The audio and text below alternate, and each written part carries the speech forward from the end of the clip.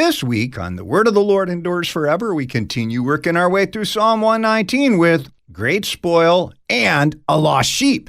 And then we move to Psalm 120 through 122 with I am for peace, he who keeps Israel, and I was glad. Join me, Pastor Will Whedon, for The Word of the Lord Endures Forever, your daily 15-minute verse-by-verse Bible study on demand. Listen at thewordendures.org or your favorite podcast provider. What did you steal? Secrets. The data they paid me to protect. Are they people?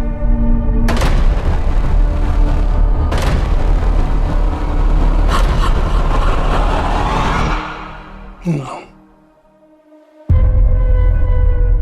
That is a bit of the trailer from the movie Disclosure Day. It has as its director and writer Steven Spielberg, who has dozens of films under his belt, a lot of them science fiction. This one leans pretty heavily into the nexus of science fiction, aliens, and God. Welcome back to Issues Etc. I'm Todd Wilkin. Joining us to review the movie Disclosure Day, Pastor Ted Giese. He has a bachelor's degree in fine arts. He's pastor of Mount Olive Lutheran Church in Regina, Saskatchewan, Canada, and he teaches a course for Concordia Lutheran Theological Seminary called A Lutheran Approach to Art, Media, and Film. Ted, welcome back. Thanks, Todd. First of all, congratulations for being elected vice president of the Lutheran Church Canada. What does this vocation entail? There's a couple things. It'll be a little different than what people have in the LCMS, let's say, or in different Lutheran church bodies around the world. But some of the features would be, we had some restructuring lately. So there is no, people might be familiar with the idea of like first, second, third vice presidents or like fifth vice president or whatever. There's only one. So this is the singular vice president for Lutheran Church Canada, working with the president of Lutheran Church Canada, who is going to be David Haberstock. He's the president-elect. We all begin our terms in actuality, I guess, September 1st. And the VP of Synod does things like he's on the PMC, which is the President's Ministry Council with the regional pastors. There's 3 regional pastors. So along with the President of Synod, then all 5 of us are kind of together as a unit, and we deal with things kind of almost like a presidium. And then there's also the VP's role as he's on the executive for the board of directors of Synod. So that's another role that he plays.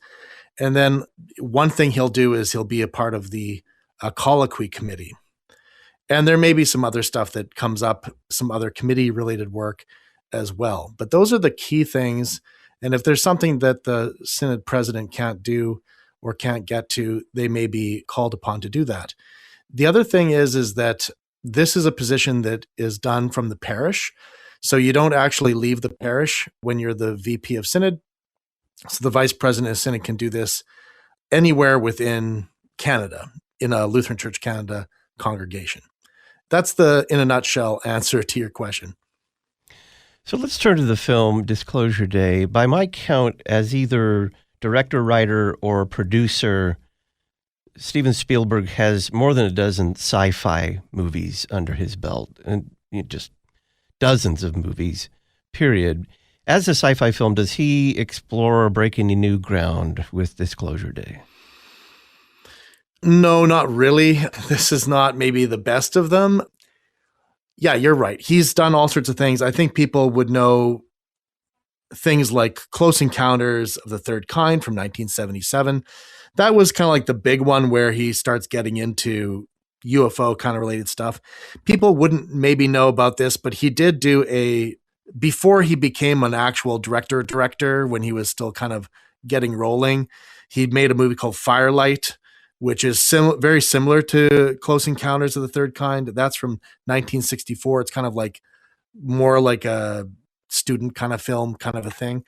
Then, of course, E.T., the Extraterrestrial from 1982, people would know. There is an element of AI, artificial intelligence, from 2001, which he kind of picked up the ball from Stanley Kubrick and ran with, that has things that are kind of alien adjacent stuff, particularly the way it ends. And then War of the Worlds, he took a crack at that H.G. Wells story. He made that film in 2005. And then he also made this Indiana Jones film, Indiana Jones and the Kingdom of the Crystal Skull from 2008, where in the end, the crystal skull is an alien skull, or there's a bunch of them, etc. Anyways, that's a particularly goofy, kind of dippy Indiana Jones movie. The writer for that film, this David Cope, who's worked quite a bit with Steven Spielberg, he wrote the Indiana Jones and the Kingdom of the Crystal Skull film. He wrote the scripts for that and for War of the Worlds from 2005. Interestingly, he also did Jurassic Park's script from 1993, and not a Steven Spielberg film, but kind of maybe interesting for listeners to keep in mind. He also did the script for Angels and Demons from 2009, which was the follow-up to the Da Vinci Code film. So there's this guy, David Cope, has this kind of background with Steven Spielberg and dealing with alien related stuff and or faith related stuff in film. And, and he's also the writer of this film. So are they breaking new ground with this movie? No, not really. It's actually, I found it to be kind of tedious and kind of boring. I didn't find it to be, it's nice to hear the John Williams score in there and everything, but it just didn't feel as, I don't know, maybe I was in a bad mood, but I just sat there in the theater and I wasn't on the edge of my seat. It's kind of supposed to be this thriller. So I found it kind of, dull in some ways. It has its moments, but it's a little dull. And then on top of it, it's kind of lost the plot when it comes to just the idea of how technology and communications works, because this is a movie where literally the whole thing could have been 5 minutes. I don't doesn't require having this big chase or whatever, because they're trying to disclose information that's on kind of encrypted special thumb drives or whatever. And it's supposed to be this cybersecurity hacker / genius kind of guy who's going to get this information out there about aliens. This is a disclosure day. The disclosure part is about aliens and government interaction with aliens. And in the end, spoilers, guys, we're going to deal with spoilers. He uploads it to mainstream media television, and then it goes on live feeds all over the place. Todd, I can go for days without watching any news on the television. He does show people on their phones watching these things, but it's the weirdest thing. Why wouldn't this guy be uploading it to, I don't know, some Reddit or 4chan or X or, formerly Twitter or whatever? It doesn't that seems it's doesn't make a lot of sense. So in some ways, I think that this means that it's directed at a particular age group of people, the people who are currently just still watching a lot of news, mainstream news, 24-hour news network stuff. There you go. We can carry on from there, but just some initial observations. Take us through the plot, if you would. So basically what you have is, it's kind of, although he doesn't do a really great job really setting this up exactly. You kind of, it breadcrumbed along the way, but it's set kind of on the back. It's the backdrop is there's a looming World War III kind of a thing. And there's this hacker, Dr. Daniel Kellner, who is played by Josh O'Connor. And he is working for this company. It's it's called WarX, which, listen, that's kind of thinly veiled. It may as well be called SpaceX, but it's called WarX. And it's this company that's kind of a government contractor company working with this technology, this retrieved alien technology. And he's been recruited into this company. He's discovered that they're doing all this. He feels very much that the world should know this information. He absconds with all of this information and with this one piece of kind of technology that they've got, there's recovered technology. And then he goes on the run and is chased down by Colin Firth, who plays this character, Noah Scanlon, who's kind of like the CEO or head of this WarX company. And it's a little cat and mouse game along the way. until he can finally upload it. Now, if you've watched the trailers for it, or if you've seen the film, you would know that there is a character named Margaret Fairchild, played by Emily Blunt, who's a meteorologist. She's like a weather anchor from Kansas City, Missouri. And she gets kind of embroiled in this too. This character of Kellner has a girlfriend who is kind of dragged along in the whole thing. And she's kind of an audience surrogate who needs things explained to her. And she's actually played by Bono, the singer Bono, his daughter. This is his daughter. So Eva Hewson is the name of the actress, and she plays this Jane Blankenship, who is a kind of like a lady who was going to be a nun, who then failed at being a nun, or like lost the calling to be a nun and left the abbey, kind of a thing, to go off on her own. So all of this is all happening, and they kind of all coalesce together for a big grand finale at the end. The MacGuffin is, the thing that they're all kind of trying to get is this piece of alien technology. Now they've got some more of it, but they don't want to have anybody just have one. And then also all of these disclosure videos and information, and they're trying to stop that from getting out in the world. And people have different reasons why they would find it difficult for that information to be out there. So what does the technology do? Well, it's kind of like a magic wand. Basically, you hold it in your hand. You have to very gently hold it in your hand, or it'll like zap you. And it lets you lie, basically, in some ways. You can make things disappear. You can also possess people. Like, you can use it to possess other people's bodies. In a limited capacity, you can use it to control people's minds. So it's just this chunk of what looks like stone or something, and you just hold on to it, and you can do all of these things. And it triggers people to be able to speak in different languages and whatever. So it's kind of like an all-purpose item that can be used to do pretty much anything you want it to do. But it is an alien, quote-unquote, technology. We are reviewing the movie Disclosure Day with Pastor Ted Giese. He teaches a course for Concordia Lutheran Theological Seminary called A Lutheran Approach to Art, Media, and Film. Do they encounter aliens? We'll find out next. And we're gonna have a ball just like we always do. Saturday night at the movies. Who cares what picture you see? This week on The Word of the Lord Endures Forever, we continue working our way through Psalm 119 with Great Spoil and a Lost Sheep. And then we move to Psalm 120 through 122 with I Am for Peace, He Who Keeps Israel, and I Was Glad. Join me, Pastor Will Whedon, for The Word of the Lord Endures Forever, your daily 15-minute verse-by-verse Bible study on demand. Listen at thewordendures.org or your favorite podcast provider. Unity and variety can be a hot topic among Christians and Lutherans in particular, and the June-July issue of the Lutheran Witness takes this topic up with articles such as Unity and Variety Through the Ages by Richard Serena, Formed Together by Sean Dinzer, A Call to Faithful and Harmonious Variety in Worship, and much more. To get your copy, visit cph.org/witness or visit witness.lcms.org to learn more. The Lutheran Witness, helping you interpret the world from a Lutheran perspective. Education and edification. You're listening to Issues, Etc. Nestled near the spectacular Santa Catalina Mountains in sunny Tucson, Arizona, Catalina Lutheran Church is home to confessional law and gospel preaching and Bible teaching. Join those whom God calls and gathers to receive His gifts for His divine service to us Sundays and Wednesdays and Bible studies most days of the week.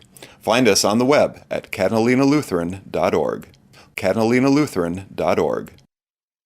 Lutherans for Life provides unique gospel-centered, life issue-focused educational resources, audio-video training, post-abortion counseling, and more from a Lutheran perspective. Learn about LFL resources and forming a life team or life chapter or becoming a life advocate by calling 888-364-LIFE or by calling 888-364-5433 or visiting lutheransforlife.org. lutheransforlife.org.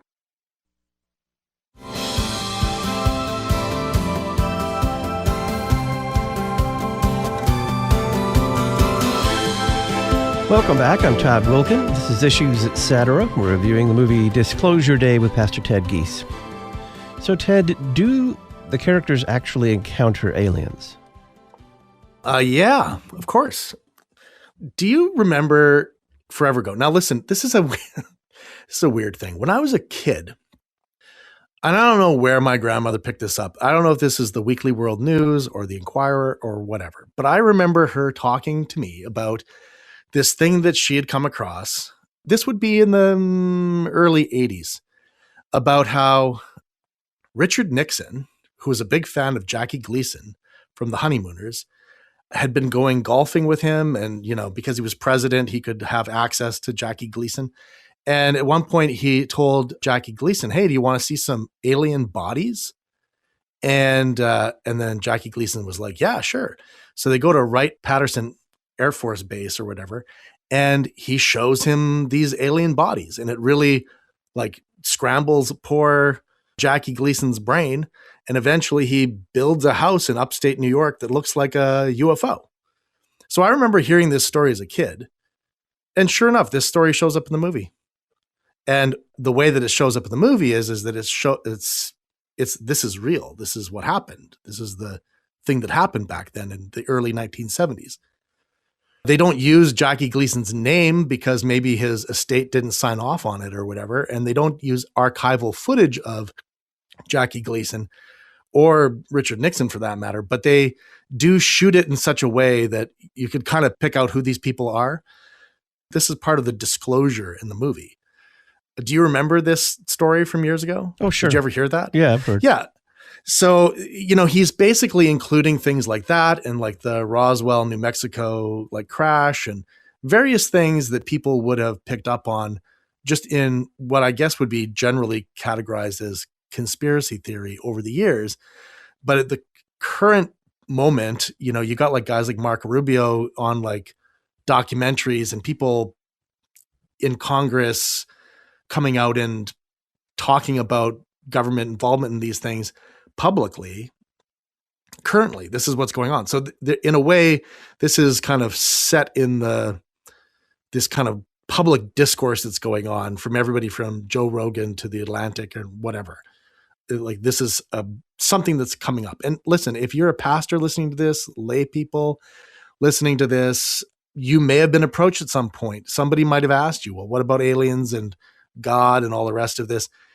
That's part of this movie too. So describe that for us. How does the God part come in? Is it explicit or is it just implied? Maybe the best way to set that up is I found a clip from an interview that Steven Spielberg did. And also there's part of this just talks about what he thinks about the question itself of aliens. I found this from CBC Sunday Morning. So there's a little clip here that we can listen to so that Steven Spielberg himself can kind of talk about this.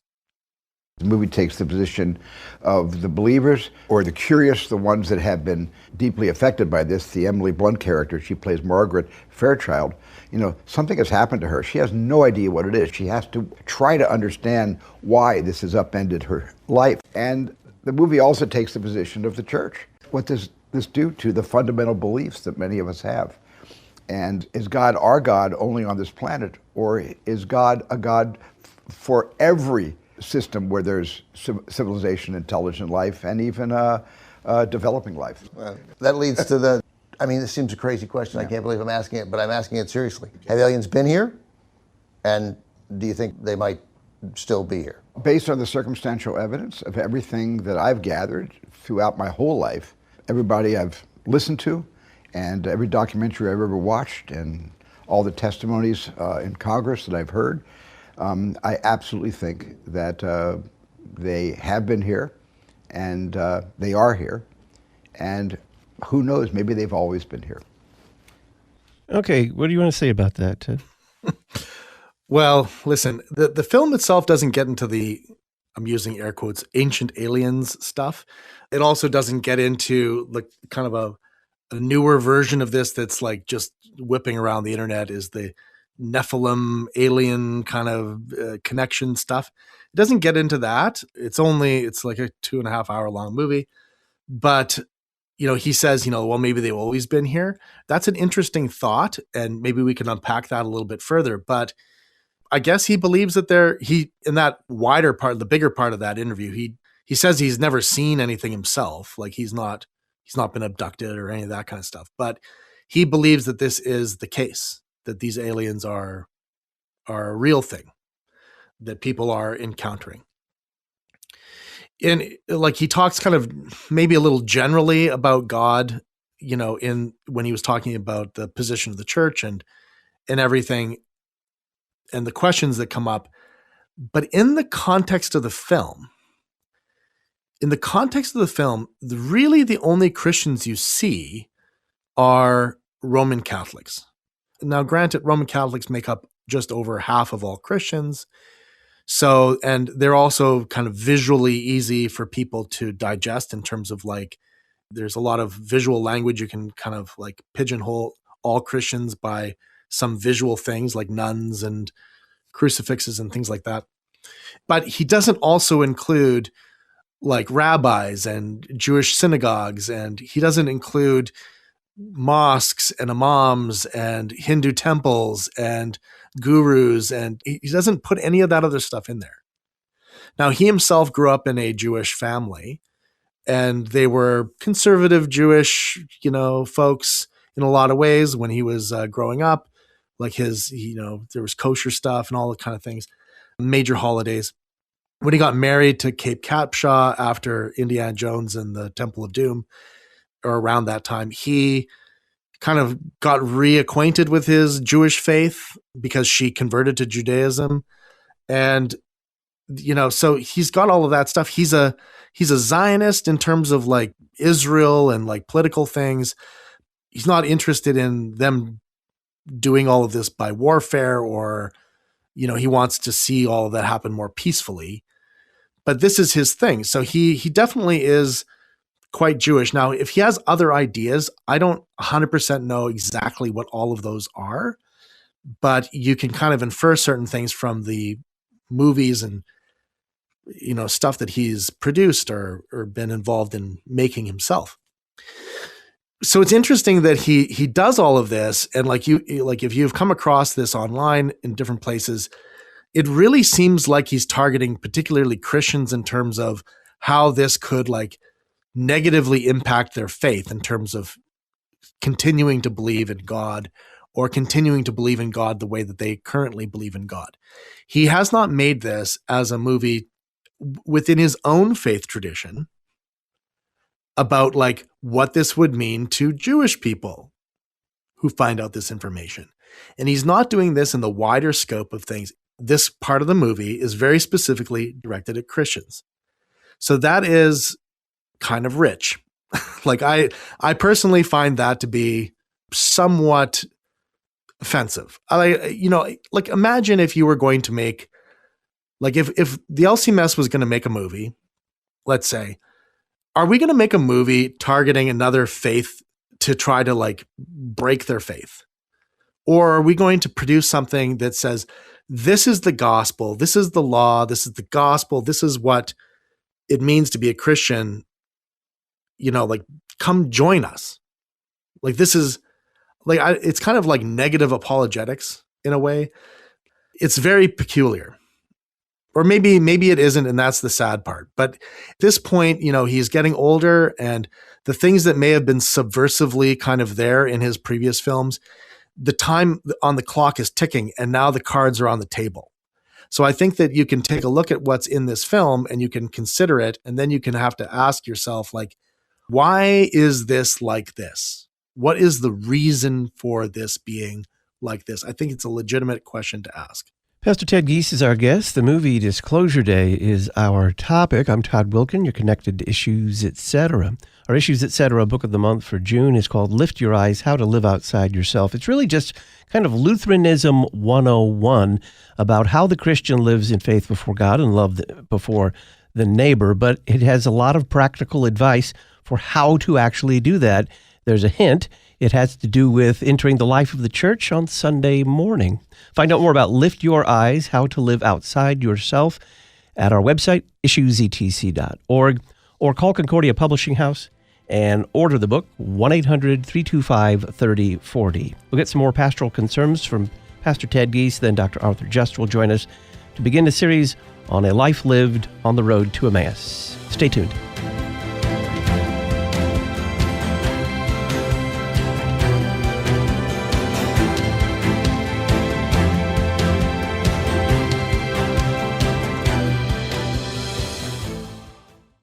What can we learn about the worship practices of the first Lutherans from a Reformation edict by a Calvinist leader? Find out in Will Whedon's column in the latest Issues Etc. journal. We'll send it to you for free. Just click the red journal subscription button at issuesetc.org and enter your email address. In the Wittenberg Trail feature, Pastor Michael Hughes writes about his journey from progressive Lutheranism to confessional Lutheranism. The Issues Etc. journal. Subscribe for free at issuesetc.org. Criticism. Thank God that it's 5:01 and the show is over. Commendation. I am not a Lutheran, but I regularly listen to Issues Etc. and thank you for putting this on the air.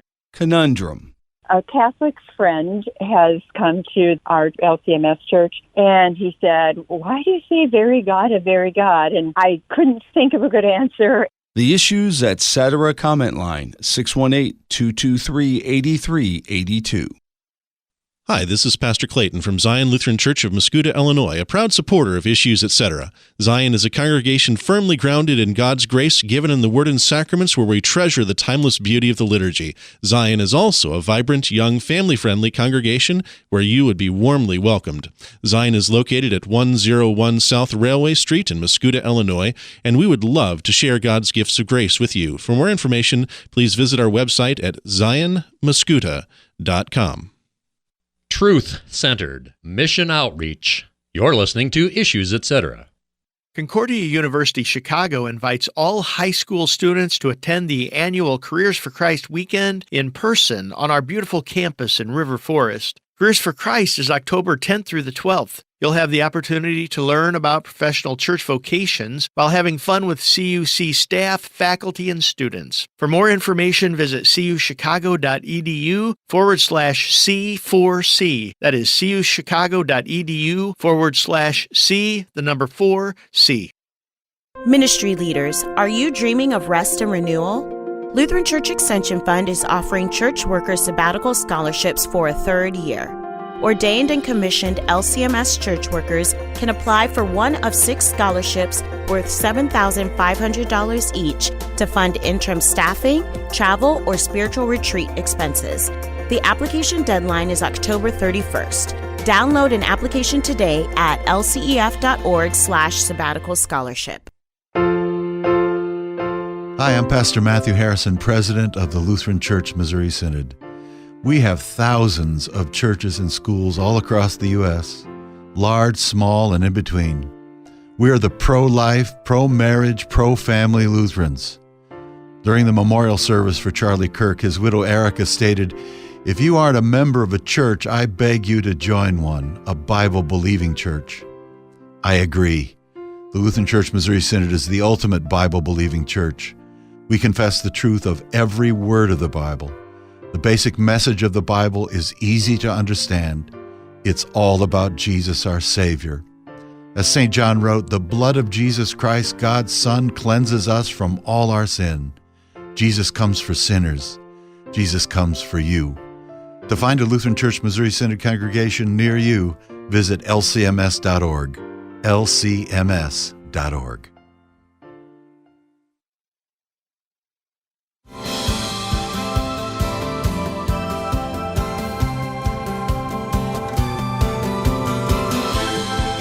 Welcome back to Issues Etc.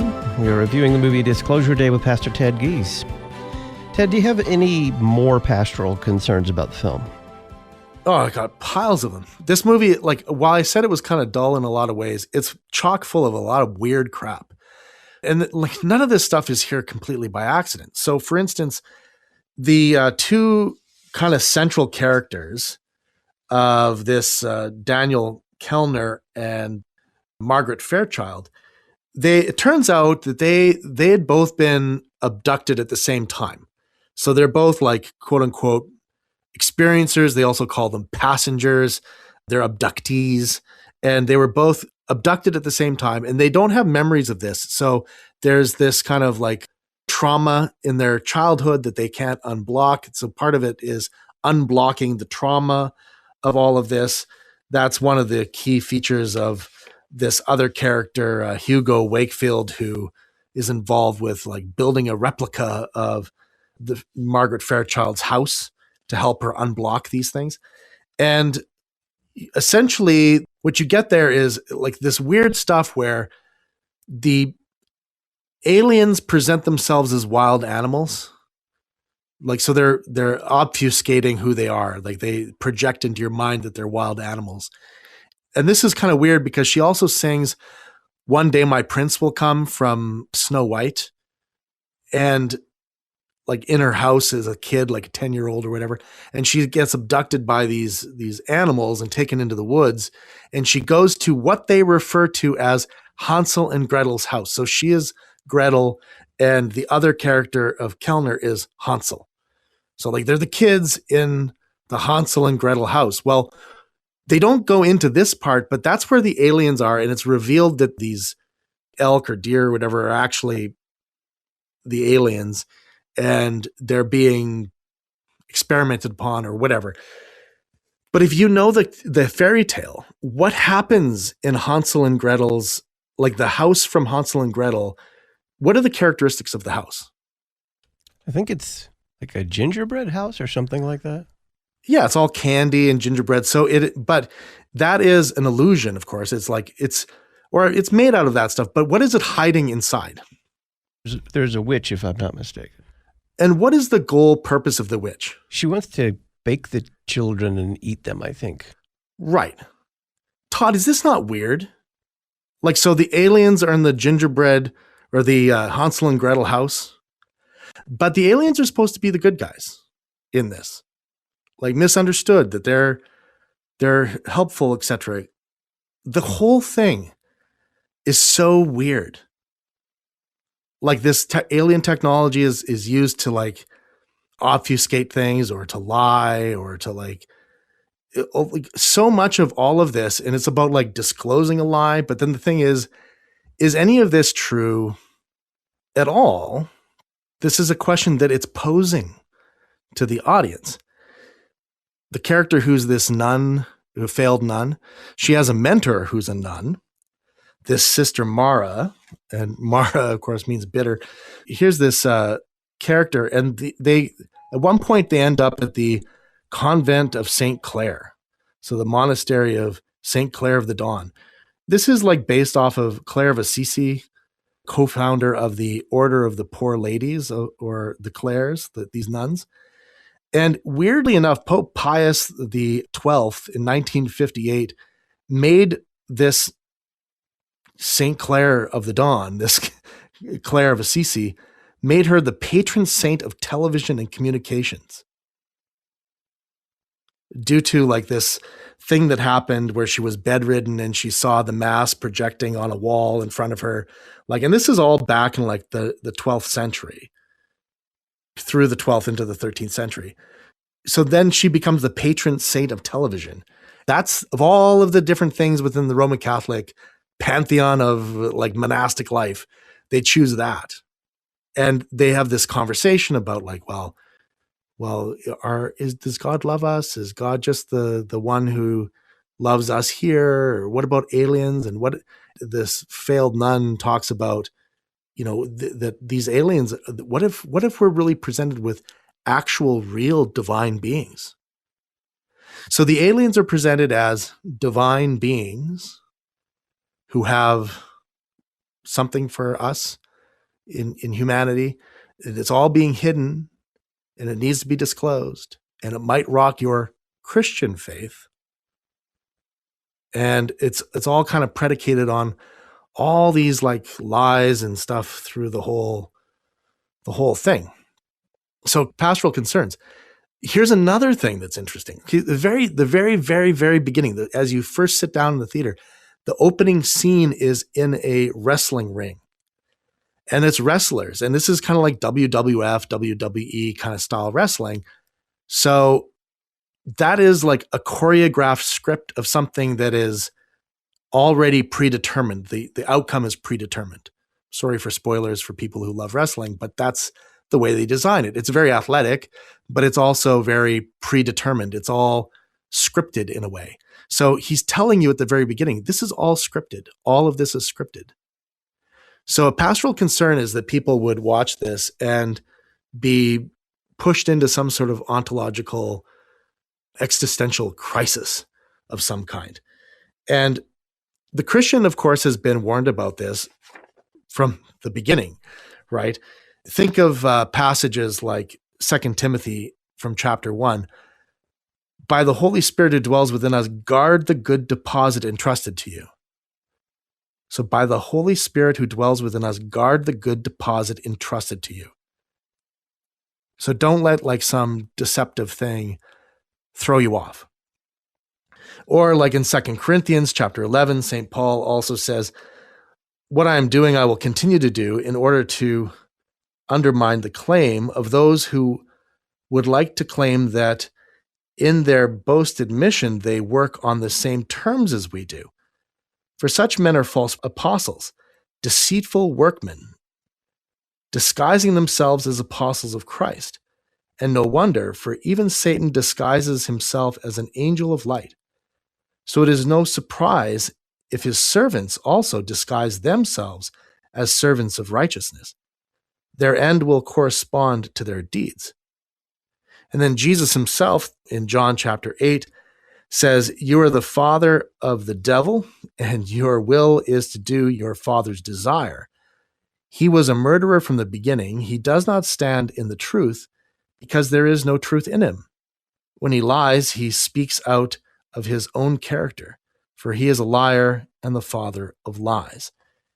So if this is a big lie, or if this is a misrepresentation of something that is happening, why? Steven Spielberg clearly believes that there is such a thing as aliens. Now, there could very well be some sort of something. It might not be what he thinks it is. But why is he doing what he's doing? And I think that is a pastoral concern that everyone who watches the film should ask themselves. What is the purpose of this film? If the purpose of this film is to shake your faith or cause you to not believe in Jesus anymore, then don't fall for it. For the guy that made the movie Jaws, right? This is chum in the water. Don't take the bait. Keep swimming. Keep in your faith. Deal with these things as they come, but interrogate them. Like, do not just believe all of this stuff at face value. Even in the course of the film, there's points where they say, well, is this AI generated imagery? Of course, that's a good question to ask, but there's a lot more that could be said about it. But I guess, and there's lots of layers to this. There's also other government weird things like, and if you've come across this before, like there's all sorts of butterfly imagery at different points, which is kind of weird and telling. Nothing in this film is there by accident or by mistake. It's there for a purpose. The people who put it together know why they're putting it in there. Cynically, I would say that some of it is there just to generate a free advertisement for the product, because people are going to catch things, they'll take the bait, and then they'll make big, long YouTube videos or whatever that will then get the name out there to get people to watch the film. But I could save a lot of people a lot of time and money and just say, there are better Steven Spielberg movies to watch. And it's not mandatory that you would go see this, even if you're a fan of his. So hopefully this is helpful for anybody who has already seen it, and maybe helpful for those who were kind of on the fence or thinking about it. One quick question, Ted. Do you think that accounts for why the movie is slow and pedantic with about 1 minute?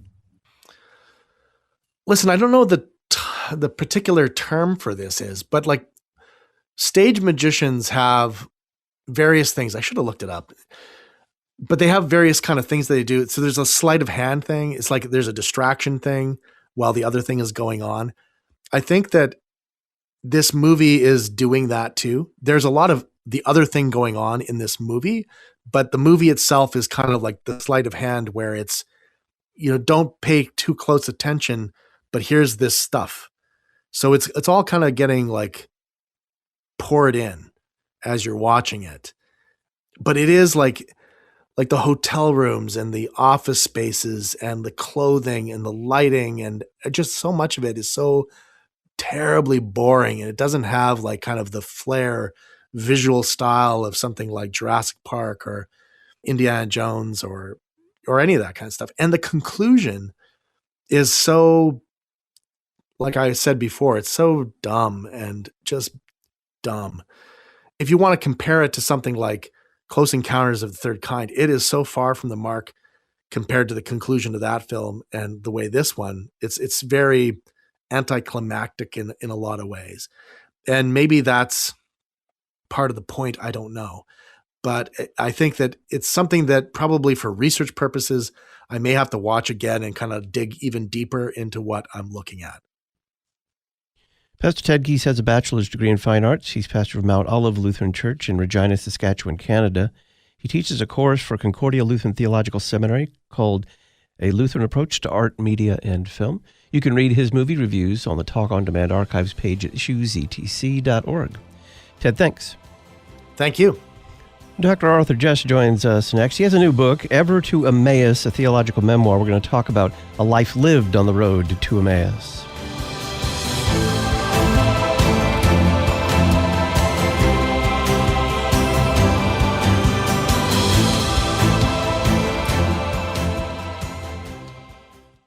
What did Martin Luther mean when he wrote that Christians live in Christ through faith and in the neighbor through love? And what's the difference between self-improvement and self-transcendence? Find out in the Issues Etc. Book of the Month for June, Lift Your Eyes, How to Live Outside Yourself. Learn more and purchase Lift Your Eyes at issuesetc.org or by calling Concordia Publishing House 1-800-325-3040. Lift Your Eyes, How to Live Outside Yourself, the Issues Etc. Book of the Month for June. Does this sound like your church budget process at the end of the year? You get last year's budget and go through with a committee line by line, maybe what we should spend next year. Maybe you have a prayer. But where's the Word of God in this process? When do the people hear what the small catechism says about giving and why we do it? Contact us at LCMS Stewardship so that we can help you fix this process, put the Word of God first, and put your congregation on a good footing. lcms.org/stewardship. We love our on-demand listeners.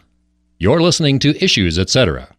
Are you looking for a confirmation gift for the confirmand in your life? Ad Crucem has a huge selection of lovely gifts to suit any budget. See our jewelry or browse our prayer aids with stunning icons, plaques, crucifixes, and certificates. Our personalized ornaments and boxes are other great ideas. And of course, our theologically sound greeting cards complement the gift perfectly. Visit adcrucem.com. That's ADCRUCEM.com. Luther Academy provides additional theological education for our mission partners around the world, specifically pastors who are asking for additional education but do not have the necessary resources in their own church bodies. By donating to Luther Academy today, you will be supplying food, housing, books, professors, and travel for Lutheran pastors who attend our conferences.